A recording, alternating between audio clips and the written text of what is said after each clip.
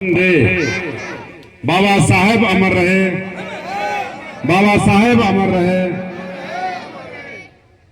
ललन बाबू आगे बड़ निक नाम, निक निक बात लोग के समझियो। जब बाबा साहेब के नाम देवे के जयकारा लगावे के तो लोग पीछे हट जाए। लगाइएगा ना नारा ना, बाबा साहेब अमर रहे। आज कटरा प्रखंड के राम जानकी मंडल देवार के ये किशुननगर ग्राम में बाबा साहब के 134वीं जयंती के कार्यक्रम की अध्यक्षता कर रहे अध्यक्ष जी, संचालन करता ललन जी, हमारे मंडल के अध्यक्ष आशीष कुमार राम जी, हमारे शिक्षक हमारे छोटे भाई सुजीत राम जी, शिवू कुमार जी, संजय दास जी, कृष्णदास जी, महावीर राम जी, उदय राम जी, डॉक्टर उदय राम जी ना, असरे माझी जी, संजीत राम जी, पंकज राम जी, रामकिशोर चौधरी जी पूर्व मुखिया जी, नंद किशोर यादव जी, हमारे मोतलता मंडल के अध्यक्ष जी, हमारे सफान नफीस जी, प्रमोद चौपाल जी, अशोक शाह जी पूर्व मुखिया पूर्व अध्यक्ष, भाई नवल ठाकुर जी, हुकुमदेव बाबू हम सबों के गार्जियन है। लेकिन आज हमको जब ये कह रहे थे कि नवल जी के साथ हम पढ़े हैं तो हमको ताज्जुब लग रहा था कि हमारे बड़े भैया हैं तो नवल जी हमारी उम्र तो एक के लगभग है, इनको हम तो हमेशा बड़े भाई मानते हैं। आदरणीय हुकुमदेव यादव जी भाई, तोरे छोटे भाई हम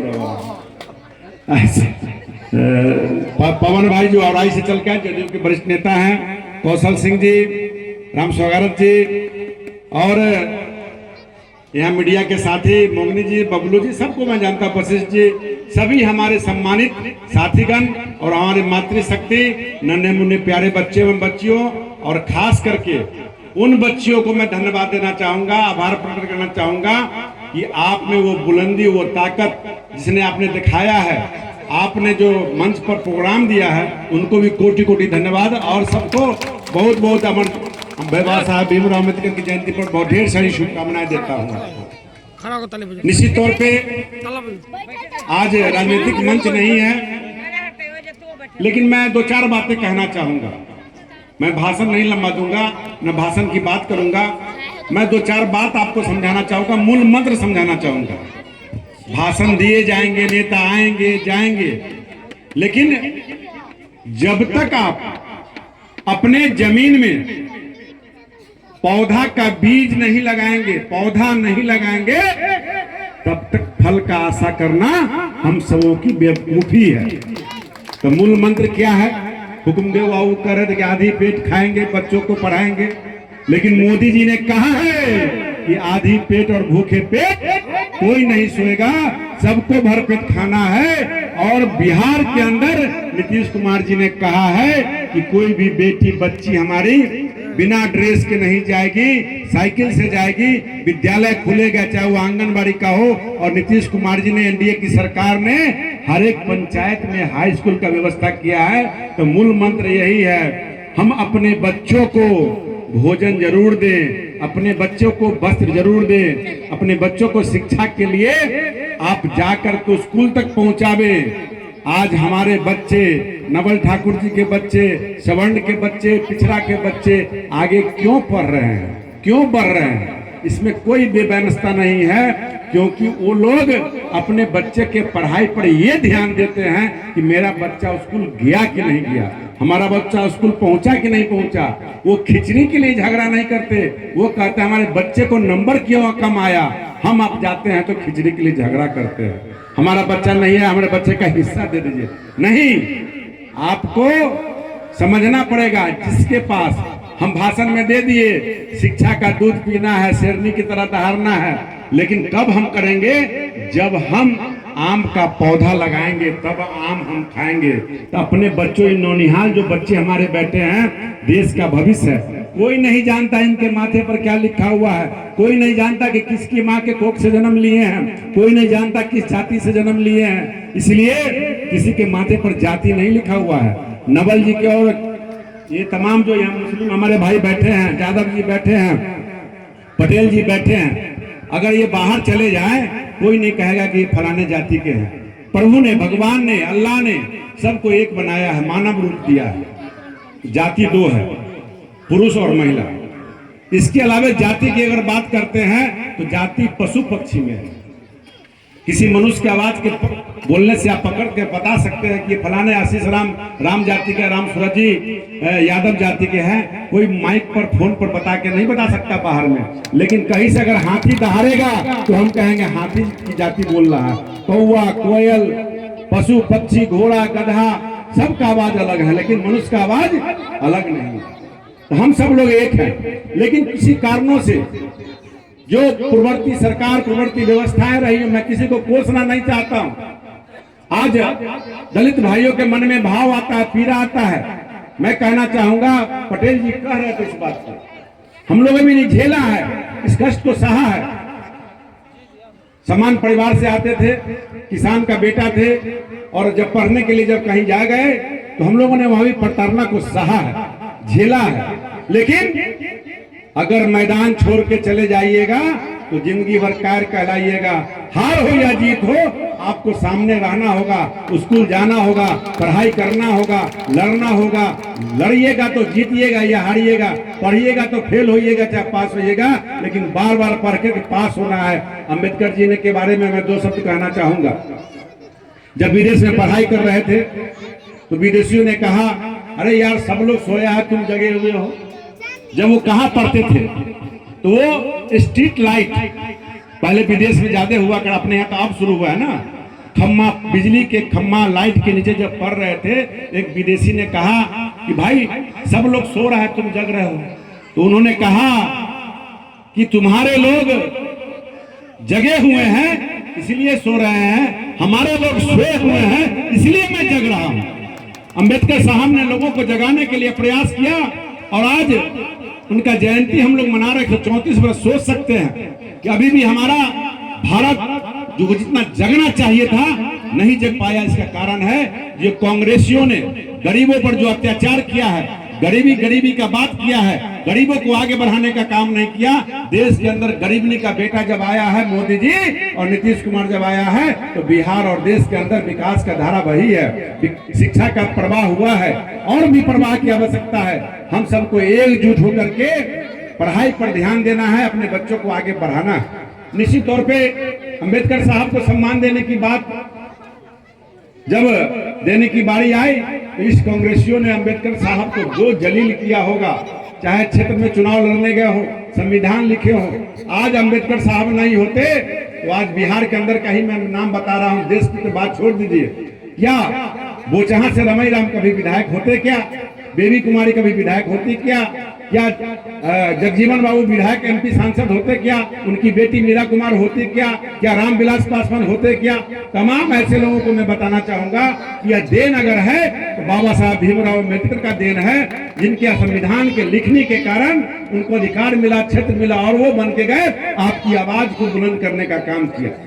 लेकिन इन लोगों को और आगे बढ़ाना चाहिए था, लेकिन कतिपय कारणों से हमारा समाज, पिछड़ा समाज, दलित समाज, वंचित समाज शिक्षा के अभाव में, पैसे के अभाव में आगे नहीं बढ़ा। लेकिन अब हमारा परिवार, हमारा समाज आगे बढ़ रहा है। उसी तरीके से मैं कहना चाहूंगा, जब मोदी जी की सरकार बनी है, मात्र 11 साल सरकार बने हुए हुआ, 11 साल के अंदर मोदी जी के सम्मान किसने दिया? मोदी जी ने सम्मान सबसे पहले अंबेडकर साहब को देने का काम किया। पंच तीर्थ धाम आप लोग जानते हैं कि नहीं जानते हैं? विदेश के अंदर जहां उनकी पढ़ाई हुई, सरकार ने जमीन खरीद के वहां उनका स्टैचू लगा के मंदिर बनाने का काम किया, और वहां पूजा अर्चना की बात हुई। दिल्ली के अंदर जब उनकी मृत्यु हुई तो वही कांग्रेसी राजेंद्र बाबू से लेकर के और तमाम पंडित नेहरू जी से लेकर के तमाम इंदिरा गांधी, राजीव गांधी, सभी का स्टैचू, सभी का 50-50 बीघा में, सबका 50 बीघा में स्मारक स्थल बना। लेकिन अंबेडकर साहब को जमीन देने वाला वो कांग्रेसी सरकार ने जमीन नहीं दिया, उनका स्टैचू नहीं लगा, स्मारक नहीं बना। लेकिन मोदी जी ने दिल्ली के अंदर सबसे कीमती जगह पर जगह खरीद करके, मंदिर बनवा करके, स्टैचू लगवा करके अंबेडकर साहब को सम्मान देने का काम अगर किया है तो एनडीए की सरकार ने किया है, मोदी जी ने किया है। मैं कहना चाहूंगा निश्चित तौर पे जो आप सब लोग अंबेडकर साहब को मानते हैं। अंबेडकर साहब पूरे भारत भर, बिहार के लिए नहीं, कोई अगर नेता हुआ तो कहीं बिहार का हुआ, कहीं यूपी का हुआ, कहीं का हुआ, लेकिन ओरिजिनल नेता, ओरिजिनल थिंक टैंक, चिंतक करने वाले, चिंता करने वाले कोई हुए तो उस समय जो हमारी आजादी कब हुई? 47 में। संविधान कब लिखाया? 49 में। 50 से लेकर के और 2000 तक कंटिन्यू अगर देखा जाए तो एक ही पक्ष के सरकार रहा जिसका नाम था कांग्रेस, और एक ही परिवार का, राहुल गांधी जी के परिवार का रहा। आज वो राहुल गांधी कहीं कहीं जनेऊ पहनते हैं, कहीं कहीं मंदिर में जाते हैं, तमाम तुष्टिकरण की राजनीति करके फूट डालो, राजनीति करो, लेकिन अंबेडकर साहब को पहचान आगे नहीं बढ़ने दिया। सिर्फ सरकारी भवनों में फोटो लगा करके, छुट्टी दे करके नहीं। लेकिन मैं अब कहना चाहूंगा यहाँ के तमाम अपने दलित परिवार के लोगों को, अभी मैं आगे जजुआर पश्चिमी में क्या बंदपुरा में भी कार्यक्रम हो रहा है और जगह भी कार्यक्रम हो रहा है, इस जयंती को अब अमृत महोत्सव के रूप में बदलिए। मैं आपके साथ हूं। मैं ऐलान करता हूं, सुजीत जी, आशीष जी, ललन जी, यहाँ सभी लोग बैठे हैं, आप पूरे विधानसभा के लिए मैं बात कर रहा हूं कि अम्बेडकर साहब, मेरे मन में बात, भावनाएं काफी दिनों से चल रही थी। मैंने रामपुर में भी कहा लोगों को, लेकिन लोग आगे नहीं हो पाते। लेकिन मैं मंदपुरा के मनोज पासवान को भी धन्यवाद देना चाहूंगा। वो मेरे पास आए, लड़ करके मुझसे, उन्होंने अम्बेडकर साहब के नाम पर भवन का निर्माण के लिए लिखा। अभी हमने जजुआर पश्चिमी में वहां सरोज पासवान जी कार्यक्रम करा रहे थे। मैंने कहा कि आप जो ये व्यवस्था कर रहे हैं, अम्बेडकर साहब का जो फोटो लगेगा मैं अपने पैसे से लगवाने का काम करूंगा, और अम्बेडकर साहब का जो चबूतरा और छतदार चबूतरा होगा जिसमें ग्रिल लगा होगा, गेट बंद होगा, और अम्बेडकर साहब का महोत्सव अब एक दिन का नहीं होगा, बड़े महापुरुषों का महोत्सव, बड़े बड़े हम सब लोग एक सप्ताह तक मनाते हैं। उसी तरह 13 को शुरू हो और 14 को समापन हो। और हमने कहा इसी जगह किशोर नगर में, ललन जी कह रहे थे कि कभी कभी विधायक जी आते हैं किशोर नगर में, हम हमेशा आते हैं। शायद ललन जी कम रहते हैं जगह, इसलिए नहीं देखते होंगे। मैं जितना अति व्यस्तता होने के बावजूद भी मैं सभी जगह जाता हूं, आता हूं, आता रहूंगा। राजनीति है, चुनाव में लगा रहता है, व्यस्तता रहता है, लेकिन किशोर नगर में कहीं भी आपकी कमेटी अगर तय कर ले जहां सरकारी जमीन कम से कम 100-200 डिसमिल हो, वहां पर सरकारी भवन चबूतरा लगाने का मैं प्रयास करूंगा। इसी वित्तीय वर्ष में मैं लिख करके ओके करता हूं।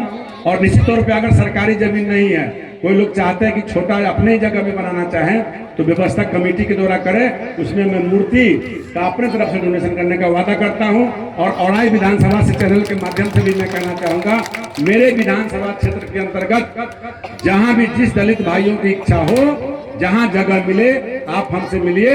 बाबा साहब का जो जयंती 135वीं जयंती जो हम लोग मनाएंगे, वो महोत्सव के रूप में मनाएंगे। और पूरे 13 को संध्या में कार्यक्रम हो। और तमाम अपने भाई बहन, गरीब, दलित, शोषित, वंचित के लोगों से कहना चाहूंगा, ये आपके आराध्य हैं, ये आपके पूजनीय है, आदरणीय हैं, क्योंकि कलम में ऐसी ताकत है। लाठी में ताकत कम होता है, लाठी के बदौलत राजनीति सब दिन नहीं चल सकता, लेकिन कलम के बदौलत, कलम में वैसी ताकत है कि कौन कहां चला जाएगा, किसकी बेटी पायलट बनेगी, डॉक्टर बनेगी, किसका बेटा इंजीनियर बनेगा, कोई नहीं जानता है। और जिस दिन बेटा का कामयाबी मिलेगा, बेटी को कामयाबी मिलेगा, उस दिन बड़े बड़े जमींदार आपके पास आएंगे कि आपके बच्चे से हमको काम है, थोड़ा एक पैरवी हमको करा दीजिए। इसका मूल मंत्र है शिक्षा, और बार बार कोसने से नहीं होगा।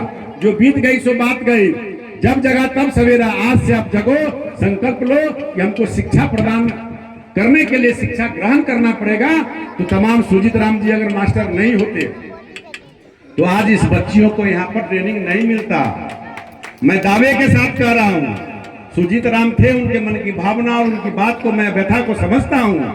और सुजीत राम जी ने अपने विद्यालय से प्रमोट करके इस बच्चे को आज यहाँ मंच पे खड़े किए हैं। ये बहुत बड़ी बात है।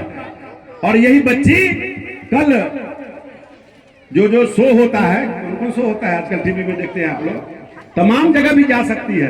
कला कोई बुरा नहीं है, कोई क्षेत्र बुरा नहीं है, हर क्षेत्र में नाम हो सकता है, चाहे खेल के क्षेत्र में हो, चाहे नृत्य के क्षेत्र में हो, गायन के क्षेत्र में हो, किसानी के क्षेत्र में हो, हर क्षेत्र में सेवा करने का मौका मिलता है।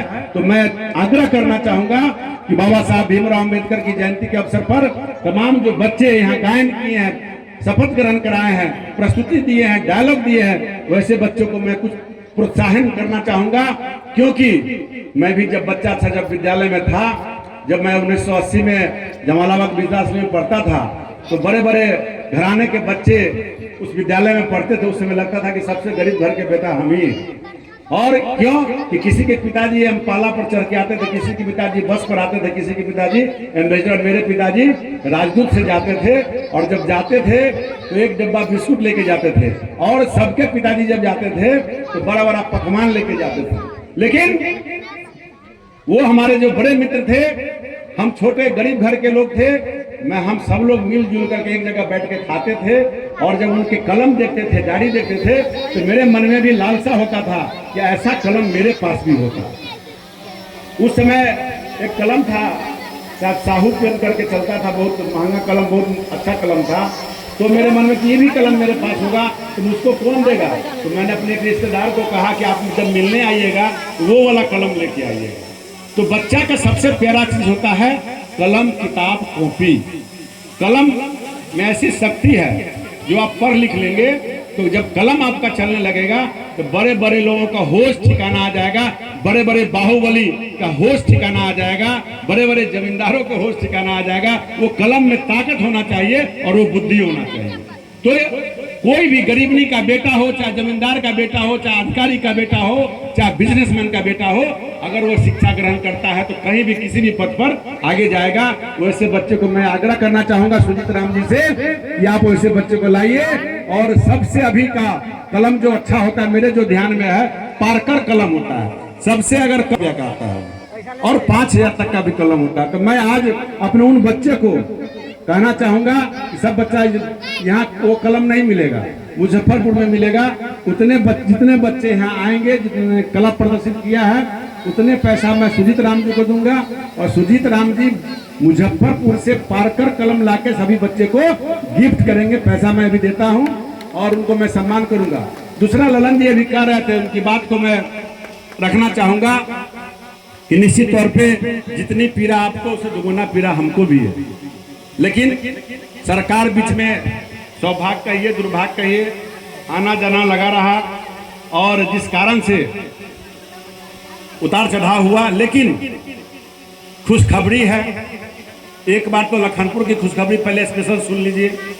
जो आपका टेंडर कंप्लीट हो गया है, गाय घाट के रोशन कुमार ने ठेकेदारी फाइनल, लगभग उनको एग्रीमेंट एक सप्ताह के बाद होने वाला है, 10 दिन के बाद होने वाला है। और ये रोड जो पहले था वैसा रोड नहीं बनेगा, ये रोड 18 फीट चौड़ा बनेगा। और इसमें चिप्पी नहीं सटाएगा, इसमें मेटल डाल के हेजिटेशन, जो जिस तरह से जाले आपका मेन रोड है 18 फीट चौड़ा, उसी हिसाब का रोड ये 5-5.5 किलोमीटर का जो दूरी है लखनपुर टू जजुआर, ये रोड फाइनल आपका हो गया है, क्लियर है। ये मई के लास्ट तक आपका बनने में हाथ भी लग जाएगा, इसलिए ताली तो बजा दीजिए। इसके अलावा आपको बता दें कि जजुआर में 42 करोड़ का, वो भी रोड उसी में 42 करोड़ के लागत से, 42 करोड़ के लागत से लगभग 32 से 34 रोड का टेंडर हो गया है, जिसका शुरुआत आपको 15 मई के बाद कहीं ना कहीं शिलापट बोर्ड लगना शुरू, काम चालू हो जाएगा। और आई विधानसभा क्षेत्र के अंतर्गत 2 पैकेज में, एक 32 करोड़, एक 20 करोड़, 52 करोड़ के लागत से वहाँ भी सारे रोड बनाए। यानी टोटल मेरे विधानसभा क्षेत्र में 115 यानी 100 करोड़ से ऊपर, 100 करोड़ से ऊपर, 1 अरब से ऊपर की राशि से 115 रोड बनना तय हो गया है। उसके अलावे आपका ये पुल जो बक्ची पुल है वो भी हाथ लग चुका है, जो 550 करोड़ का है। दूसरा, गरहा से हथौड़ी होते हुए औराई बभनगामा, जिसका टेंडर में चला गया, जो वो बन जाएगा तो औराई जाने वालों को सुविधा हो जाएगा। इसके अलावा 5 अरब 20 करोड़ के लागत से जनार से दोनों तरफ, जनार और कटौझा दोनों तरफ चमुंडा स्थान खंगुड़ा तक का 51 किलोमीटर का बांध बनना तय हो गया है। इसका भी टेंडर हो गया, उसका भी मई महीने में मेरे ख्याल से ठेकेदार लोग अलॉट हो जाएंगे, आ जाएंगे, वो भी काम चालू हो जाएगा। इसके अलावे लगभग 1 दर्जन पुल, गोरधवा का पुल हो, गंगैया का पुल हो, बनपुरा का पुल हो, नौलखा का पुल हो, उसके अलावे सुंदरखौली, आपको बसुआ, रमनगरा, जोका पुल, धररवा का फुलवरिया घाट, तमाम ऐसे करके लगभग 1 दर्जन यानी 12 पुल का भी काम टेंडर होकर काम प्रक्रिया में चला गया है। तो आप लोग धैर्य रखिए। जजुआर का सब स्टेशन भी पास आपका हो गया, वो भी होने वाला है, मई जून में टेंडर हो जाना चाहिए उसका भी। यानी विकास हुआ है और भी विकास होगा। ये गारंटी के साथ करें, इसलिए गारंटी दे रहे हैं कि मोदी है तो मुमकिन है, नीतीश कुमार है तो मुमकिन है, एनडीए की सरकार है तो मुमकिन है। एक एक चीज पर ध्यान। वो भी दिन हमको याद है 2009 के में जब चुनाव लड़ने आए थे, चाहे वह जजुआर हो, चाहे वह औराई हो, चाहे वह हथौड़ी हो, वो भी दिन मुझे याद है। बहुत व्याख्यान करने की आवश्यकता नहीं है, दिन बदला है और भी बदलेगा। आप घबराइए नहीं, धैर्य के साथ रहिए और धैर्य के साथ मोदी जी हमारे साथ हैं, नीतीश कुमार हमारे साथ हैं, राम सूरत जी आपके बेटा, आपका भाई है। औराई का विकास हुआ है और भी आगे होके रहेगा। बहुत बहुत धन्यवाद।